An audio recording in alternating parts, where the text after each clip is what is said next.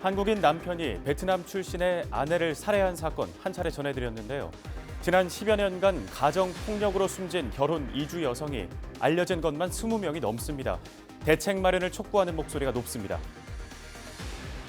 경기도가 1,000만 원 이상 세금을 내지 않은 고액 상습 체납자 명단을 공개했습니다. 모두 2,884명입니다. 경기도는 홈페이지와 위텍스를 통해 체납자의 이름과 나이, 체납액 등을 공개했습니다. 이재정 경기도 교육감이 인권 존중 학교를 위한 혐오 표현 대응 공동 선언식에 참석해 혐오 표현 예방에 협력하기로 했습니다. 전국에 인플루엔자 유행주의보가 발령된 가운데 양주시가 개인 위생 수칙 홍보에 나섰습니다. 인플루엔자는 임신부나 어린이가 걸렸을 경우 합병증 발생 확률이 높아 이달 안에 예방 접종을 해야 합니다.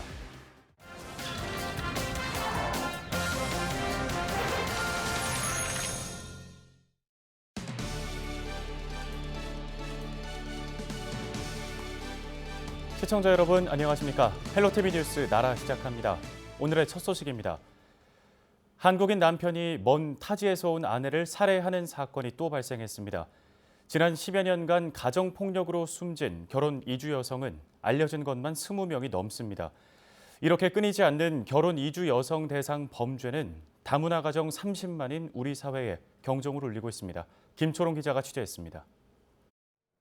지난 16일 양주에 있는 자신의 집에서 베트남인 아내를 흉기로 찔러 살해한 혐의로 50대 남성 A씨가 경찰에 붙잡혔습니다. A씨는 아내 B씨의 시신을 고향인 전북 완주 임야에 안매장한 혐의도 받고 있습니다. A씨는 경찰 조사에서 말다툼을 하다 홧김에 아내를 살해했다고 진술했습니다. B씨가 한국에 온 지 3개월 만에 벌어진 비극입니다. 양주경찰서는 남편 A씨를 구속해 추가 조사를 진행 중입니다. 지난 7월에는 전남 영암군에서 한 한국인 남성이 베트남인 아내를 무차별적으로 폭행하는 영상이 인터넷에 퍼져 파문이 일었습니다. 아내는 전치 4주 이상의 부상을 입었고 남편은 구속됐습니다. 최근 국가인권위원회 조사 결과 결혼 이주 여성 10명 중 4명이 가정폭력을 경험했다고 답했습니다.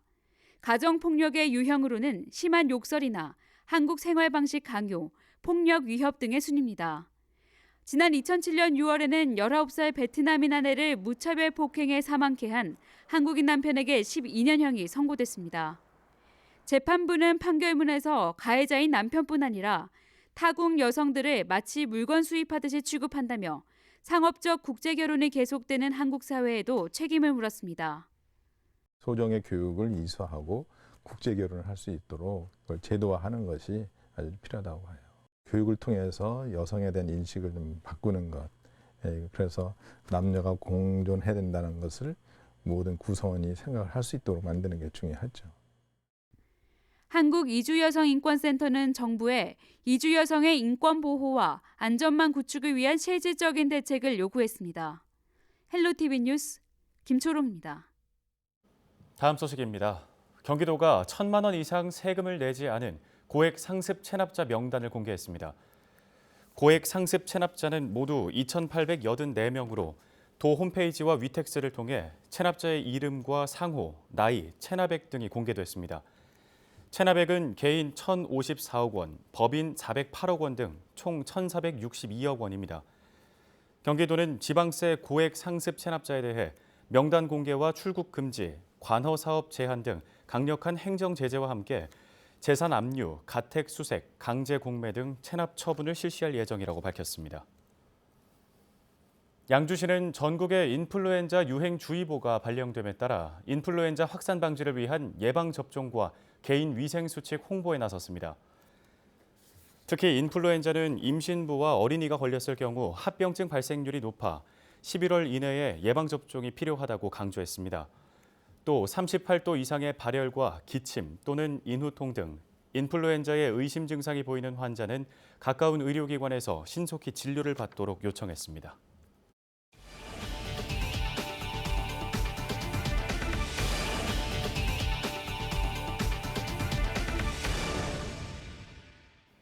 양주시가 미세먼지 원인 분석 및 관리 방안 연구 용역 중간 보고회를 개최했습니다. 중간 보고회에는 김대순 양주시 부시장과 이희창 시의회 의장, 외부 전문가, 시민 참여단 등이 참석해 그동안 분석한 내용 공유와 함께 미세먼지 대책에 대한 방향성을 제시했습니다. 특히 지역별 특성에 맞는 미세먼지 배출원 분석을 통한 대응 방안 등에 대해 깊이 있는 토론을 진행했습니다.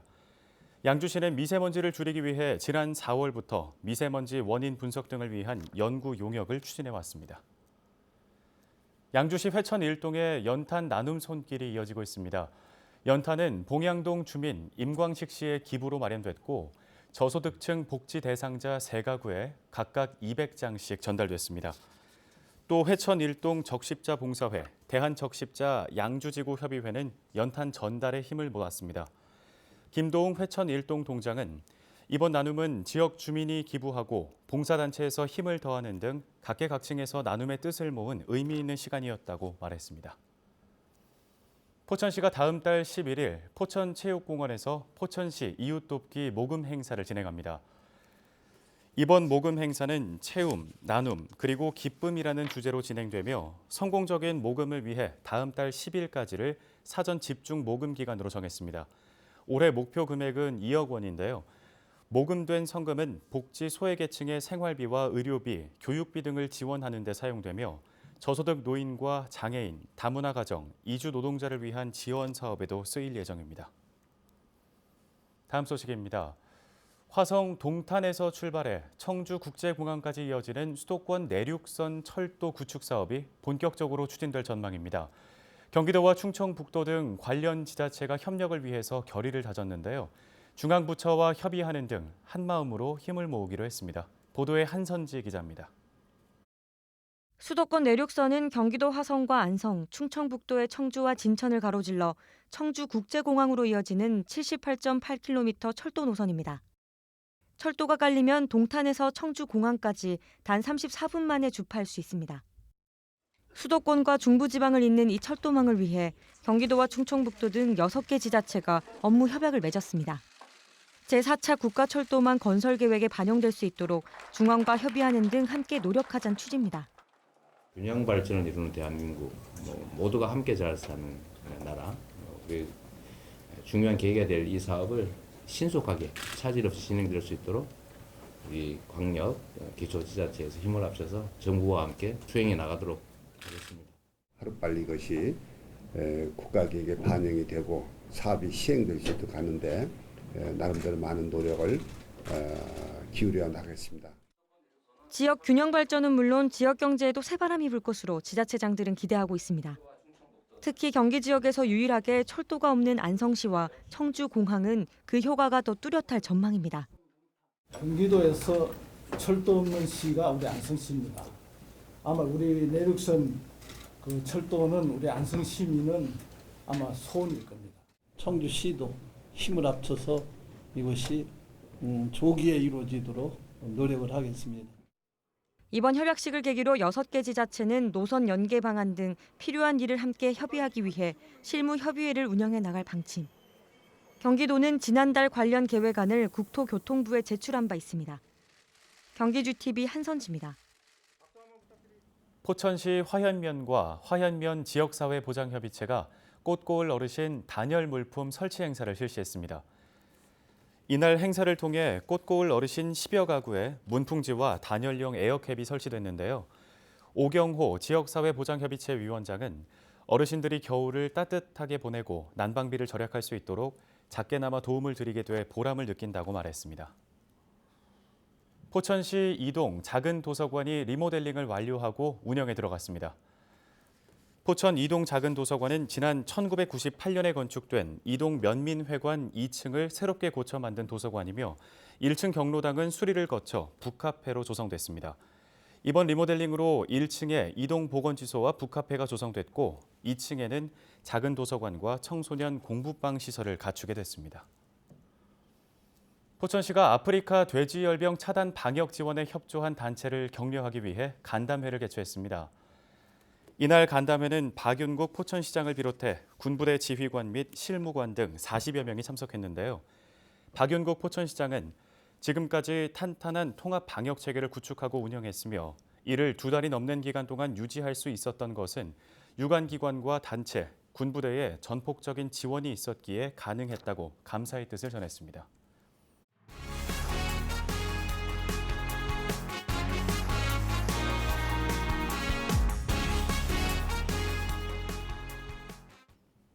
이재정 경기도 교육감이 인권 존중 학교를 위한 혐오 표현 대응 공동 선언식에 참석해 혐오 표현 예방에 협력하기로 했습니다. 선언식에서는 국가인권위원회 최영애 위원장이 학교 안 인권 존중 문화 확산이라는 선언의 취지를 밝히고 서울과 경기 등 4개 시도 교육감이 모여 혐오 표현에 대해 적극 대응하고 안전한 학교를 만들어 나가겠다고 약속했습니다. 이 교육감은 경기 교육은 존엄, 정의, 평화의 가치를 실현하고 편견과 차별, 혐오가 없는 학교 문화를 만들어 나가겠다고 혐오 표현 대응 메시지를 작성했습니다. 다음 소식입니다. 아프리카 돼지열병으로 인해 지금까지 총 38만여 마리의 돼지가 살처분됐습니다. 정부는 농가에 살처분 보상금을 지급하고 있는데요. 하지만 농가들은 이 보상금만으로는 재기가 어렵다고 말하고 있습니다. 당장 수입이 없어진 상황에서 수십억 원에 달하는 시설 투자비를 갚아야만 하기 때문입니다. 이지훈 기자의 보도입니다. 20대 젊은 축산인 권광록 씨는 오늘도 깊은 한숨을 내쉽니다. 텅 비어버린 축사. 한때 이곳을 가득 메웠던 돼지 1,600마리가 흔적도 없이 사라졌습니다. 근처 농장에서 아프리카 돼지열병이 발생하자 감염 여부도 따지지 않고 모두 살처분된 겁니다. 방역에 그 누구보다 신경을 썼지만 모든 노력이 수포로 돌아갔습니다.